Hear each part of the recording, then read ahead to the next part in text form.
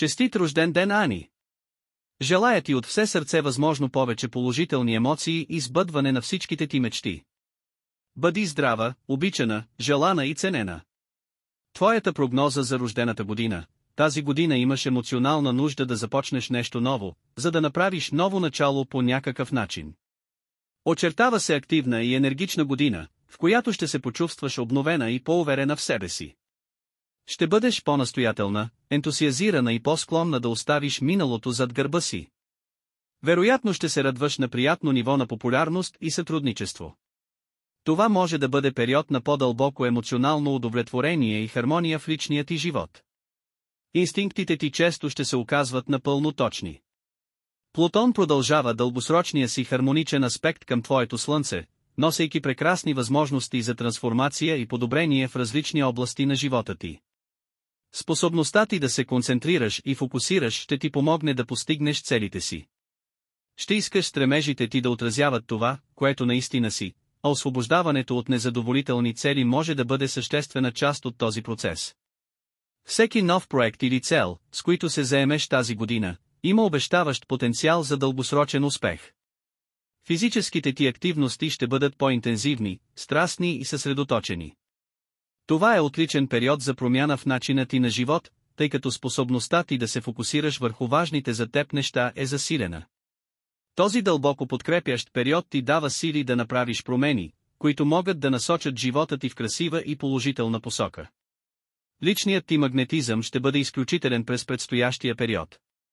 Ще бъдеш игриво състезателна и може да спечелиш важна надпревара, ако това е приложимо. Това е добър период за творчески проекти и сътрудничество с други хора по общи цели. Очаквате чудесен период за вълнуващи лични и социални взаимоотношения. Ще бъдеш по-спонтанна или изразителна в социалния си живот, но може и бързо да се отекчаваш или разсейваш. Неочаквани чувства могат да възникнат внезапно, а връзките ти да носят изненади или нови подходи. Може да се освободиш от стари модели на взаимоотношения или да промениш начина, по който се забавляваш. Различни удоволствия и хобита ще играят важна роля тази година. Връзките ти могат да станат по-интензивни и страстни. Финансовото ти състояние също може да се подобри благодарение на повишена способност да планираш стратегически и да елиминираш излишни разходи. Това е отлична година за напредък в проекти, свързани с комуникация, писане, говорене, търговия и други.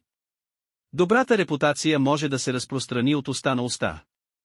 Създаването на нови контакти чрез учене и умствени занимания ще бъде особено важно. Вероятно ще осъзнаеш стойността на това да организираш и структурираш дома си или отношенията с близките. Отговорностите към любимите хора ще са ясни и с готовност ще ги приемеш. Това е силен период от живота ти за уникални и полезни идеи. Готова си да правиш промени, особено в начина си на мислене, очакванията и отношението. Разговорите често ще бъдат двупосочни, взаимно полезни, лечебни и вдъхновяващи. Публичността и всякакви други начинания, свързани с разпространение на информация, могат да бъдат във фокуса. За щастие, способността ти да бъдеш обективна или да виждаш голямата картина, ще бъде особено изразена и възнаграждаваща тази година. Имаш силен потенциал да намериш баланс между новото и старото, между изпитаното и прогресивното. Ще умееш да се адаптираш и да стоиш здраво на земята, докато търсиш начини за усъвършенстване. Добър баланс между работа и удоволствие се очертава в твоята прогноза. Предстои ти активна и удовлетворяваща година. Важни проекти или фази от живота ти ще достигнат своя връх или ще дадат плод. Ще бъдеш емоционално ангажирана и заредена. Другите ще разпознаят и оценят естествения ти чар и уникалните ти качества. Нумерология година 2025, управлявана от Слънцето. Това е година на действие. Семената, които посееш сега, ще поженеш по-късно. Може да изглеждаш по-малко общителна, тъй като ще си позаета от всякога и ще се фокусираш върху собствените си дейности и нужди. Въпреки това ще си инициативна и отворена. Съвет: бъди самостоятелна, действай, започни на чисто, изразявай независимостта си. Нумерология година 2026, управлявана от Луната. Това е година на потенциални партньорства. Тиха, нежна и предимно хармонична година, по-малко активна от останалите. Ще бъдеш по-възприемчива към нуждите на другите. Ако си търпелива и отворена по нежен начин, ще привлечеш както неща, така и хора. Това е отлична година за градеж и развитие смисъл за бъдещето. Съвет: бъди търпелива, бъди възприемчива, наслаждавай се на мира.